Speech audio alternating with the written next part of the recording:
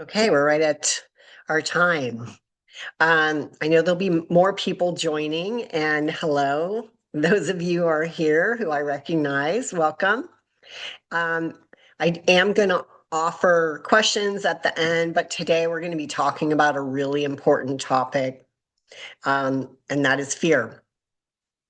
And let me see here. I'm going to make sure that everyone, if you make sure that if you want to, until we get to the end of the presentation, shut down your video and your audio. And if you have questions, you can drop them in the chat as we go along, because if you wait till the end, you might forget them. But until then, and then at the end, I'll ask you can turn on your video or unmute yourself if you want to ask questions live with me. And I welcome that.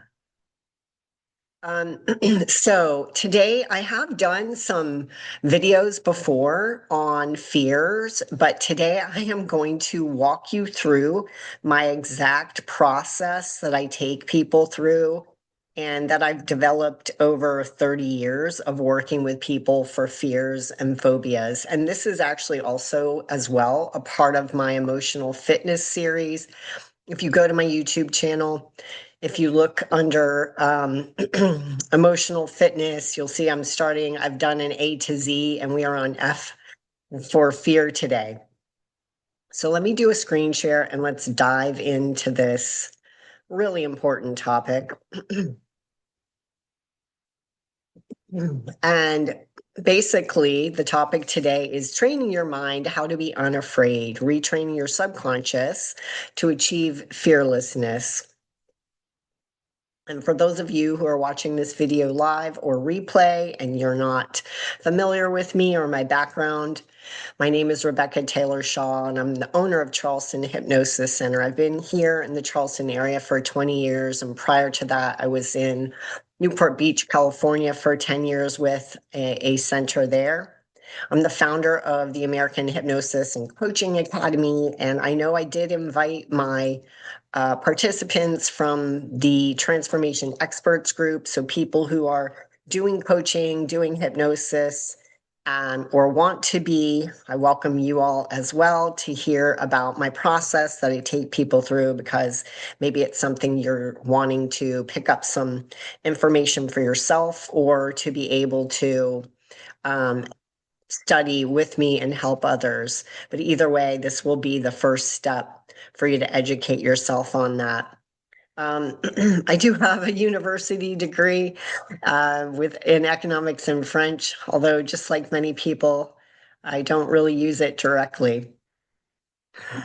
Okay, so today we're talking about overcoming fear. And like I said, I'm going to be drawing on 30 years of doing this work. And over those 30 years, my steps have evolved and what I take people through. And we'll be going through those exact steps today, and I'll be laying them out for you.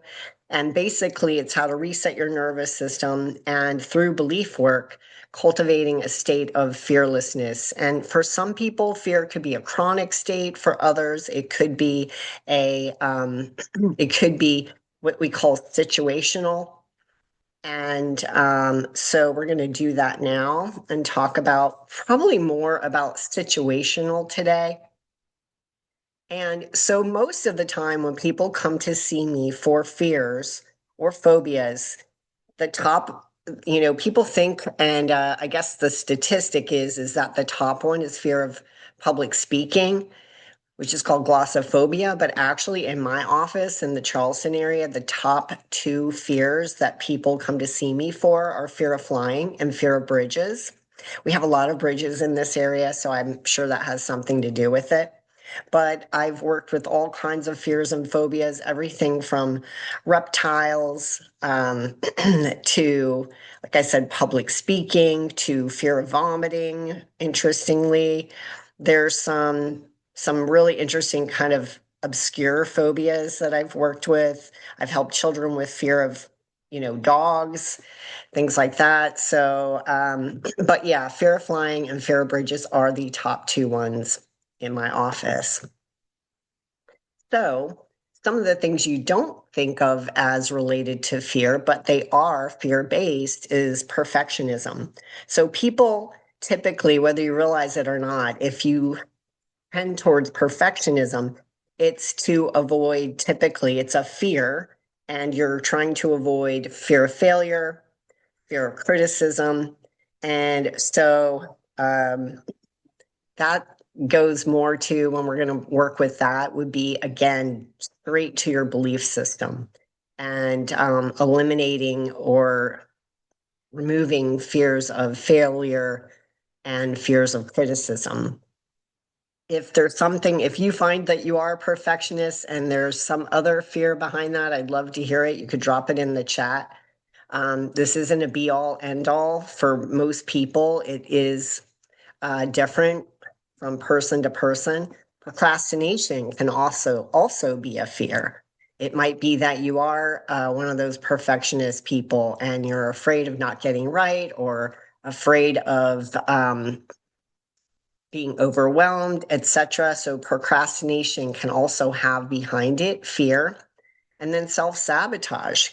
That can come from a fear of success, a fear of failure, etc. So a lot of things that we do to ourselves that are just a part of your everyday way of operating can be fear-based.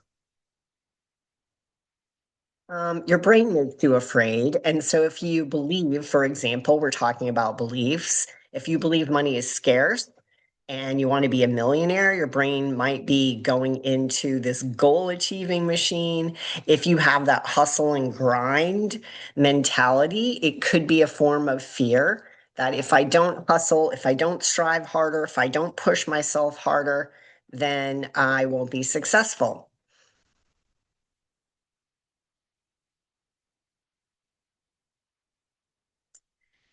Okay. So, fear, navigating your inner landscape, fear can be tied up in direct fears. Worry is also persistent anxious thoughts. Anxiety is based on fears. Like we said, procrastination. Fear can also come from what I call fear porn consumption. So if you're watching news that's talking about all the terrible things that are happening in the world, then you may start to feel fearful. If there's talks of earthquakes and water shortages and things like that, fear often begets fear. And so for a lot of people, especially if you're a highly sensitive person, consuming a lot of news where basically it's typically not positive content can amplify your fear and anxiety. So fear doesn't just protect us. Why are we fearful? The subconscious mind may generate a fear for you because it believes it's protecting you. And for a lot of people, though, those fears go what I call overboard because the dark side of fear, even though it has a good intention in your mind, is that it creates. And what I mean by that is that the subconscious mind is the Amazon fulfillment house in your brain. The subconscious doesn't know the difference between desired outcomes and undesired. So when you're thinking about a fearful outcome, you act on it without realizing it oftentimes. So the thing you're worrying about, it can become that self-fulfilling prophecy. But even on a deeper level, when you're worried about something, oftentimes, and this is the most egregious thing, is that you're creating in your mind and you're putting yourself into fight or flight. And if you have a chronic way of worrying and being afraid, then you're putting yourself into fight or flight essentially all day long. And that really wears on your nervous system. Then you're chronically in sympathetic mode instead of parasympathetic. So the reticular activating system, that's a part of your brain. Again, when it sees something, that's why when we watch a movie, we'll react, we'll cry, we get scared, um, will jump watching a movie. And so you can put yourself, your body into fight or flight just by imagining a fearful situation. And if you're wired to just swing like a monkey in branches from one fearful event projection to the next, you're probably worn out by the end of the day. And it really is hard to take your life and your success to the next level when you are in chronic fear. So the core game, basically the core steps that you need to go through, or someone needs to help you learn how to go through, is regulating your nervous system and adjusting your beliefs. So down regulating the nervous system. I have another YouTube video where I talk about, for athletes, switching very rapidly from sympathetic to parasympathetic. The more quickly you can shift, the more you can control your heart rate and your cortisol levels. And so the first step we'll be talking about in a minute is about down regulating that nervous system so you're not in chronic states of fight or flight. And upgrading your core beliefs, we'll be talking about that. We'll be talking about the impact of early life experiences and how your beliefs shape your thoughts and reactions. So that's basically the overview of what we'll be going over today to become more fearless. So the fear resolution process, as I call it, the first step is you're going to learn how to stop fearful thinking. You cannot feel fear in the body unless it is preceded by fearful thoughts. You can put two people in the same situation. Let's say in the ocean, this is that classic example I always use. Put two people in the ocean, one is afraid and one is happy and joyful. It's not the ocean, it's the story, it's the narrative, it's the beliefs about the ocean that create the feeling of fear. So what brings up a lot of people is that they try to just numb out the fear or distract the fear. And the truth about panic attacks is you cannot go into a panic attack unless you're abreacting to your own physiology around fear. And what I mean by that is you'll have the feeling of fear, which is generated by a thought, stories, beliefs. And then you notice that you're afraid. And basically, a lot of people freak out like, oh my gosh, these symptoms of anxiety, they're scary, it's out of control. So in order to break panic, you have to have a different relationship with your own symptoms of anxiety. They're natural, they're harmless, they come from a thought, they come from a story. So I'll show you how to reverse engineer this, but that's the first step. Is fear is always preceded by fearful thoughts and stories. So we want to identify and clear those fear-producing statements, beliefs, stories. So then you can't go into fear anymore. Again, if you shift how you think about the ocean, you're not going to be afraid. And then you're going to identify the identity of the fearless you. So there's a version of you that is fearless. And that version of you thinks differently about a situation, talks differently about a situation, talks about yourself differently in that situation. So we'll also be talking about shifting your identity today to somebody who's fearless. And so, first step, let's dive into this. So when I take people through my fear and phobia clearing in the office, it's typically 3 sessions and it's 5 steps within those 3 sessions. The first step is really important. Every step is important, or I wouldn't even have it in here today. But the first step is cultivating the relaxation response to fear. So everyone knows what the fight or flight response is, right? So you have a situation, it's stressful or it creates fear for you, and then the body goes into fight or flight. And then it's like for different people, it's different. It could be heart racing, your breathing changes, your body tenses up, your sweat, you get this tunnel vision in your mind, maybe racing thoughts.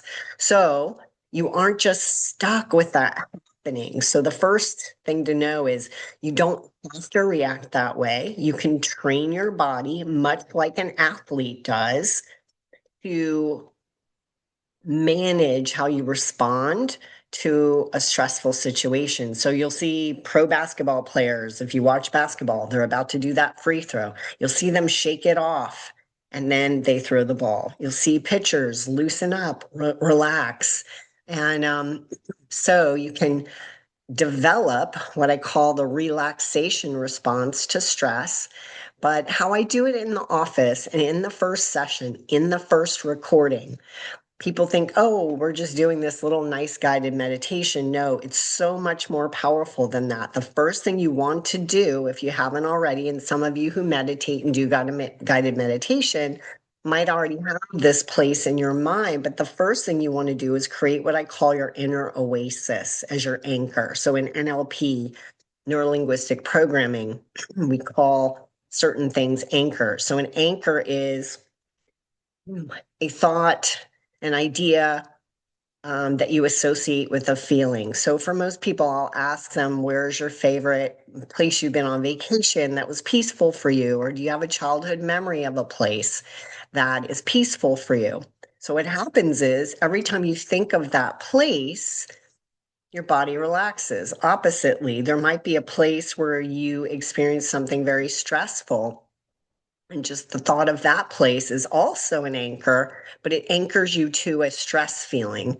So you want to pick a peaceful place and then in your mind, go there with all of your senses. So what you see, what you hear, what you feel, what you smell, and then you could take yourself. And if you did that every day for 5 minutes, taking yourself to your inner oasis, a peaceful place, the more and more you do it, the more quickly you can access feelings of peace and calm just by instantly thinking about that place.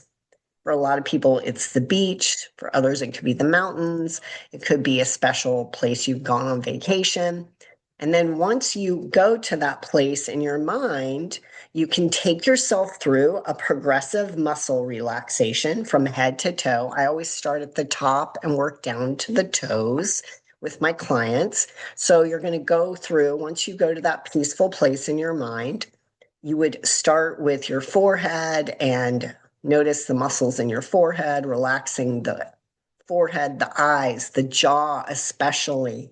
Then go back to the backside of your head and imagine relaxing the neck, dropping the shoulders, going right down your arms, relaxing the muscles in the arms. Then work your way through the back, the chest, down through the hips and into the legs. And basically, you're just checking your body and telling those areas to relax, feeling into those areas to relax. And then basically, if you did that every day, those two steps, and then slowing your breathing down, just taking some slow, steady breaths. What you're doing is you're training your body, you're cultivating the relaxation response to fear. And I use this technique for myself. When I first moved here, 20 years ago, I was invited to speak at the Women's Bar Association. So it was a group of female lawyers downtown Charleston. I was a little nervous. I just came from Southern California, and 20 years ago, I wasn't really sure how well received hypnosis would be, and you're in a room of very intelligent, analytical women. So, and I also wasn't familiar with the traffic. So I was running late. I could feel my body starting to tense. Literally, my armpits were sweating, my breath was changing, and I thought, and I'm running this, fearful thought through my mind. Oh, what if I'm late? What if I can't find parking? What if they eat me up in there, so to speak? And so I noticed that my breathing became shallow, and I immediately started with the breath, just slowing my breath down, relaxing my breath, the kind of breath that you would have if you are calm and relaxed. And then I checked my jaw and I noticed my jaw was tight. So I made my jaw loose. My shoulders were up around my ears. I made my shoulders drop. I didn't do the inner oasis because I was driving, but those two steps, checking my body, relaxing the areas that needed to relax, slowing my breathing down, was enough to calm me and redirect my mind. And then I'll tell you what I did in the third step while I was in the car, which is the step 2 in the office. And that is reframing your thoughts. So once someone's in a state of hypnosis, we've gone to the peaceful place. I've taken them through a head to toe relaxation. Then this third step in the first session is, and that is giving you a method to stop the story, stop the anxious thought. And you can't just tell yourself, don't think about it. For a lot of people, that just does not work. It does not work. Right. So, see, oops, I want to go back here. Okay. I just want to make sure that I was actually recording here. Okay. So, so once you tell yourself, you can't just tell yourself to don't think about that stressful story. You do say stop. That's catching yourself. Then you're going to identify what's the story I'm telling myself that's creating the fear. So you want to have that self-awareness. What am I telling myself right now? What's the story? If you're an auditory person, you're speaking it under your breath. You're saying it in your mind. If you're a visual person, you may be visualizing the story. If you're a feeling person, you may just be feeling into it, but typically it's an auditory or a visual or both. And once you identify what that story is that's generating the fear, you are going to say to yourself, stop. And then you're going to reframe. And a reframe is changing the story, pivoting to the new story. So in my case, with the fear of running late to this meeting and the fear that these high-powered attorneys were not were going to think I was this crazy woman from California talking to them about hypnosis. I pivoted and I started just telling myself it's going to go better than expected. I'm going to nail it. They are going to love me. And that was just the three things I kept saying to myself. I'm going to nail it. They're going to love me. It's going to go better than expected. And so that was my pivot. That was where I was making my mind, forcing my mind to go into the story of the wish fulfilled, the desired outcome. And I wasn't going to allow my mind to go into the ditch, as I call it. I didn't allow my mind to go into the negative stories, the unwanted, the fearful story, the undesired outcome.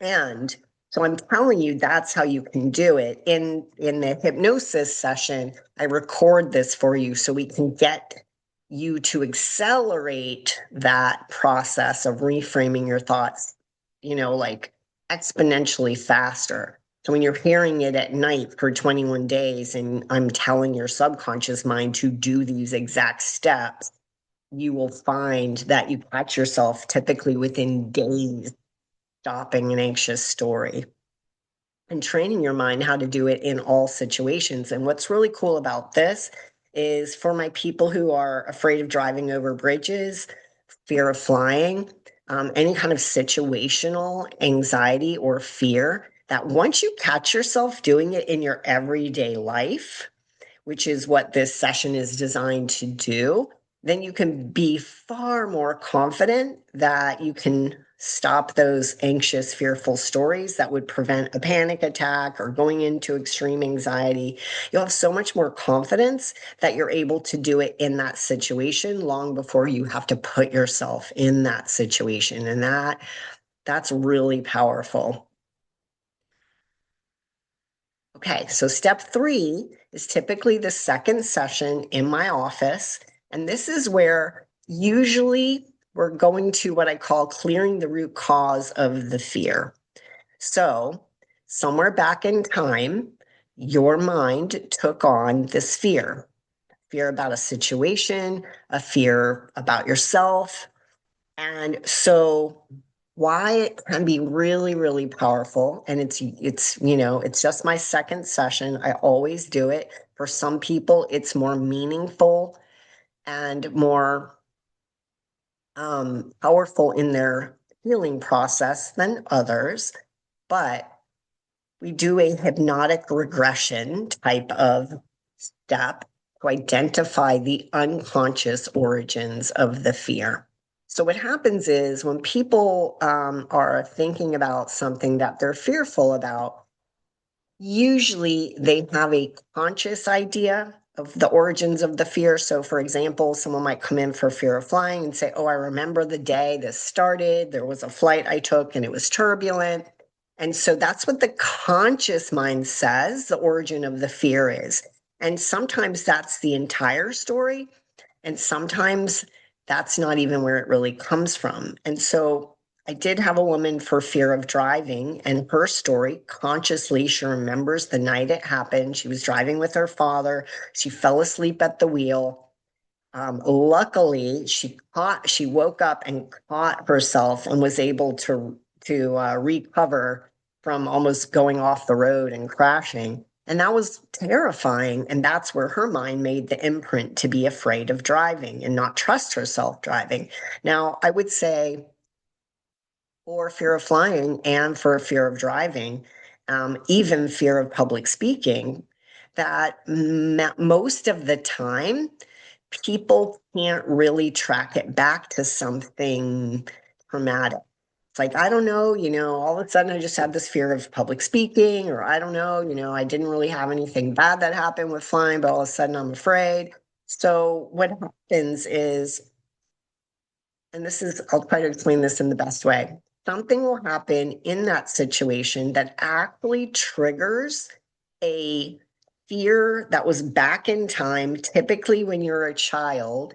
And then the subconscious says, "Oh, I remember this feeling. This feeling reminds me of this other feeling." This is all happening on the unconscious level, by the way. So it's going back to a feeling when I was a child. And of course, when you're a child, you're more vulnerable. You're typically powerless over circumstances. You take on limiting beliefs from the viewpoint of the child. So, what's really, really powerful, and oftentimes the linchpin for many people in overcoming fears, is that we're able to, with hypnotic regression, find out the second part of the story, the pieces that you can't get to or you're not conscious of that connect to your fear.